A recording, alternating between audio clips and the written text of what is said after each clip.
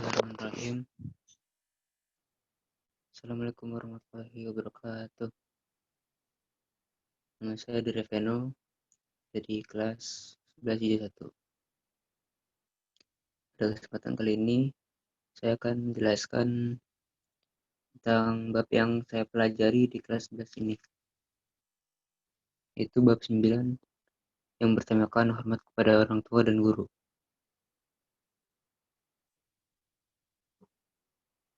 Hormat kepada orang tua dan guru. Orang tua adalah secara biologis perantara bagi keberadaan manusia di muka bumi ini. Selanjutnya, guru adalah sosok yang berusaha melakukan perubahan bagi seseorang ke arah lebih baik melalui transfer ilmu, pengetahuan, dan karakter yang dimilikinya. Kita juga harus berbakti kepada orang tua. Berbakti kepada orang tua itu memiliki banyak cara, tapi ini hanya disebutkan 3 saja. Di antara lain, yang pertama itu berbuat baik, lalu memberikan kasih sayang penuh hati, lalu membuat bahagia dan senang. Dan bagaimana kita berbakti kepada guru? Caranya adalah menghormati guru, berarti memuliakannya dengan sepenuh hati. Ketika sedang menuntut ilmu maupun saat sedang berusaha mengamalkan ilmu yang kita dapat. Jadi selain kita menuntut ilmu, kita juga harus mengamalkan ilmu yang kita dapat.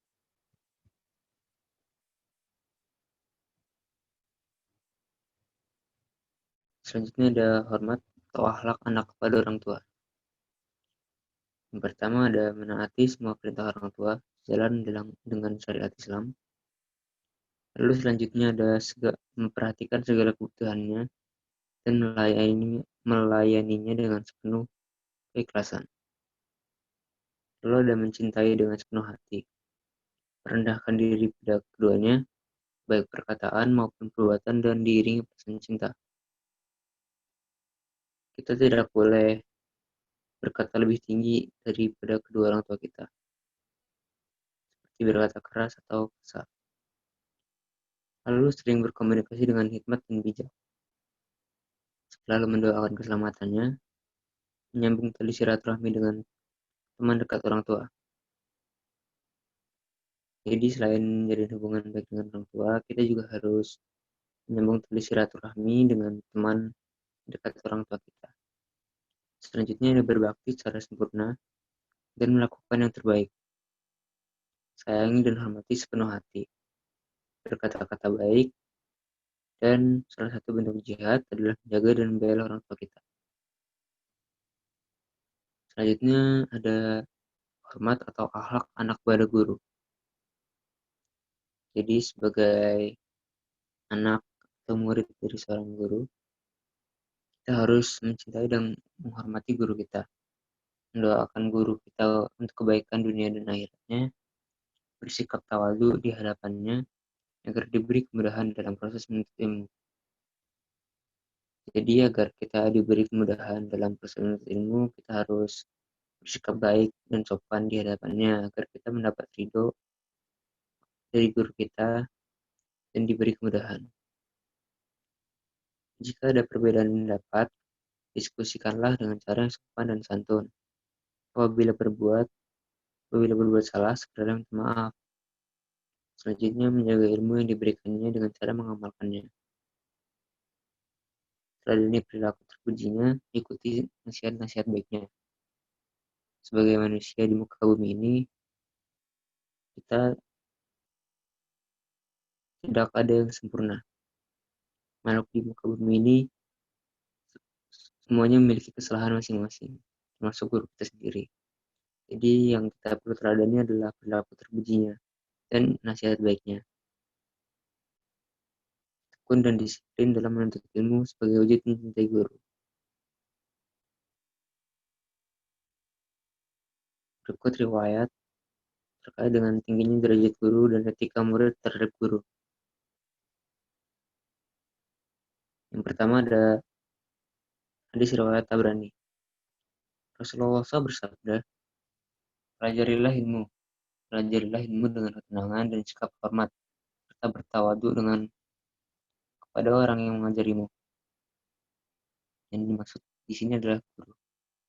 Lalu Umar bin Khattab berkata, kematian 1000 ahli ibadah yang bangun untuk ibadah atau abid sepanjang malam dan berpuasa sepanjang siang lebih ringan amalnya dibandingkan kematian seorang alim atau orang yang berilmu. Contoh sikap para ulama terhadap gurunya. Ibnu Abbas, sahabat mulia yang amat dekat dengan Rasulullah SAW, mempersilahkan Zaid bin Sabit untuk naik di atas kendaraannya, sementara ia sendiri yang menuntunnya. Beginilah kami diperintahkan untuk memperlakukan ulama kami, ucap Ibnu Abbas. Zaid bin Sabit sendiri mencium tangan Ibnu Abbas. Beginilah kami diperintahkan untuk memperlakukan keluarga Rasulullah SAW. Bala Zaid di riwayat At-Tabrani. Tengoklah pula bagaimana rasa hormat Imam Abu Hanifah kepada guru beliau. Aku tidak pernah sholat setelah guruku Hamad wafat, kecuali aku meminta ampun untuknya dan untuk orang tuaku. Rupanya perbuatan ini menurun juga kepada Abu Yusuf, murid Abu Hanifah. Ia selalu mendoakan Abu Hanifah sebelum mendoakan kedua orang tuanya sendiri. Manaqib Imam Abu Hanifah. Selanjutnya itu ada dalil naqli terkait hormat kepada orang tua. Bismillahirrahmanirrahim. Wa qadara rabbuka alla ta'budu illa iyyah wa bil walidaini ihsana. Imma yakhluqanna indakal kibara ahaduhuma aw kilahuma fala taqul lahuma uffin wa la tanharhuma wa qul lahuma qawlan karima. Artinya, dan Tuhanmu telah memerintahkan supaya kamu jangan menyembah selain Dia, dan hendaklah kamu berbuat baik pada ibu bapakmu dengan sebaik-baiknya. Jika salah seorang di antara keduanya atau kedua-duanya sampai berumur lanjut dalam pemeliharaanmu, maka sekali-kali janganlah kamu mengatakan kepada keduanya perkataan dan janganlah kamu membentak mereka dan ucapkanlah kepada mereka perkataan yang mulia. Isi kandungan Quran Surat Al-Isra. Yang pertama, perintah untuk hanya menyembah Allah. Yang kedua, perintah berbuat ihsan atau baik. Yang ketiga, berbakti kepada kedua orang tua, menjadi keniscayaan bagi setiap anak. 4.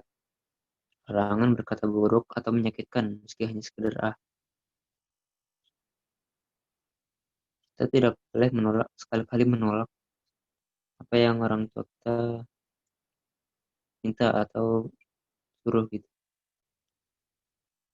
Kecuali kalau hal itu memang tidak benar. Dan janganlah kita menolaknya dengan perkataan karena itu akan menyakitkan perasaannya.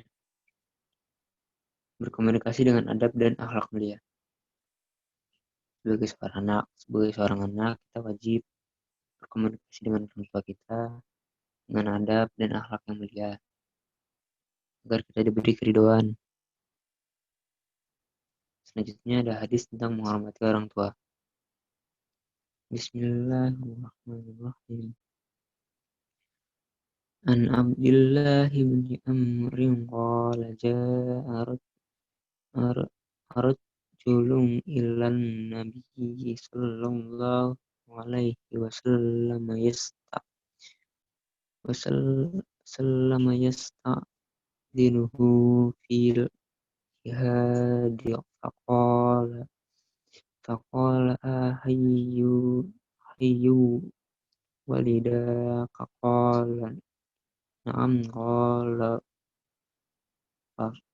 fafihima fajahid. Artinya, dari Abdullah bin Amru, dia berkata, seseorang datang kepada Nabi Shallallahu Alaihi Wasallam minta izin hendak ikut jihad atau berperang. Lalu Nabi Shallallahu Alaihi Wasallam bertanya kepadanya, apakah kedua orang tuamu masih hidup? Jawab orang itu, masih, sabda beliau. Berbakti kepada keduanya adalah jihad. Hadis riwayat Muslim.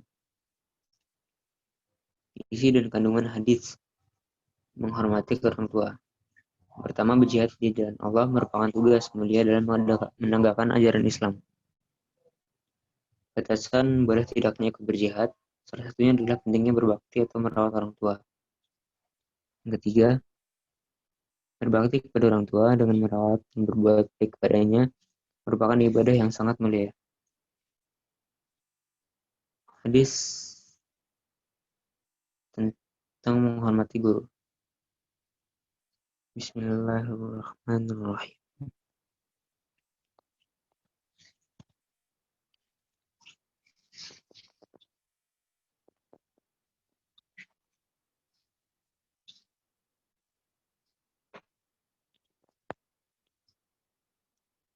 An Abi Umamal Bahili qala dzikra li Rasulillah sallallahu alaihi wasallam rajulun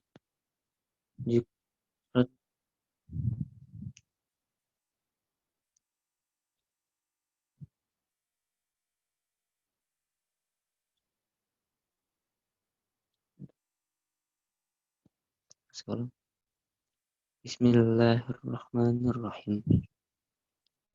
An Abi Umamatal Bahili qala dzikra li Rasulillah sallallahu alaihi wasallam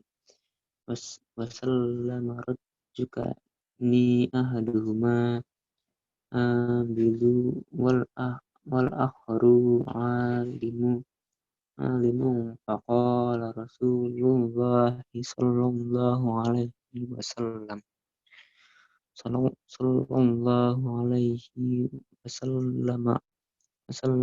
fadlul alimi alal abdi kafadli alal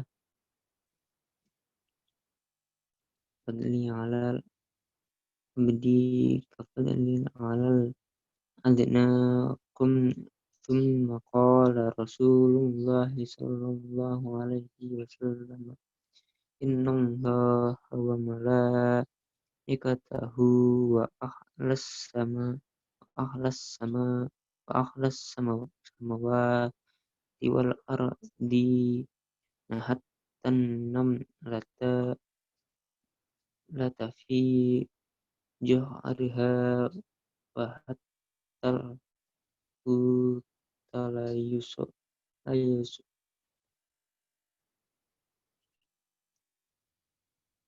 la yusalluna ala muallimin nasil khair.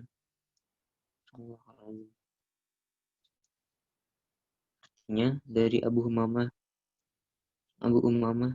Al-Bahili, ia berkata, dua orang yang disebutkan di sisi Rasulullah Shallallahu